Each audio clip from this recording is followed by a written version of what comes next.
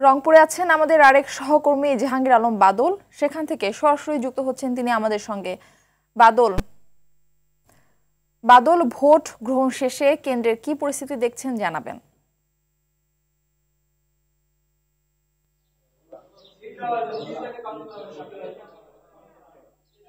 Murphy, আমি এখন আসলে রয়েছি রংপুরের মিঠাপুকুরে। আপনারা জানেন যে ষষ্ঠ উপজেলা পরিষদ নির্বাচনের দ্বিতীয় ধাপে রংপুরের মিঠাপুকুর এবং পীরগঞ্জ উপজেলার নির্বাচন এক জায়গায় অনুষ্ঠিত হচ্ছে।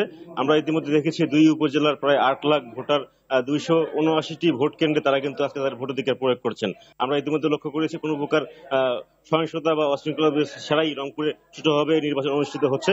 সকাল 8টা থেকে ভোট গ্রহণ শুরু হয়, এখন চলছে ভোট গণনার কাজ। আমরা যদি আপনাদের একটু দেখাই যে আসলে এখন ভোট গণনার কাজ চলছে এবং সকল প্রার্থীদের এজেন্টের উপস্থিতিতে কিন্তু এখন গণনার কাজ চলছে এবং শান্তিপূর্ণভাবে ভোট গ্রহণ শেষ হয়েছে। আমরা ইতিমধ্যে দেখেছি যে আসলে রংপুরের এই রংপুর বিভাগের আপনার 8 জেলাতেই কিন্তু একযোগে 21টি উপজেলায় কিন্তু এই ভোট কার্যক্রম অনুষ্ঠিত হলো। আমরা এখানে কথা বলবো, এখানে এই কেন্দ্রের যে প্রিজাইডিং অফিসার রয়েছেন তিনি জানাবেন আমাদেরকে যে আপনারা এই কেন্দ্রে কতগুলো ভোটার এবং ভোটার কতটুকু কাস্ট হয়েছে। ধন্যবাদ। আমাদের এই কেন্দ্রে মোট ভোট সংখ্যা ছিল 2910। কাস্ট হয়েছে আমাদের এখানে 1031। ধন্যবাদ। শুনছিলেন যে আসলে ভোটার কিন্তু সকাল থেকে উপস্থিতি অনেক কম ছিল, কিন্তু বেলা বাড়ার সাথে সাথে কিছুটা বেড়েছে।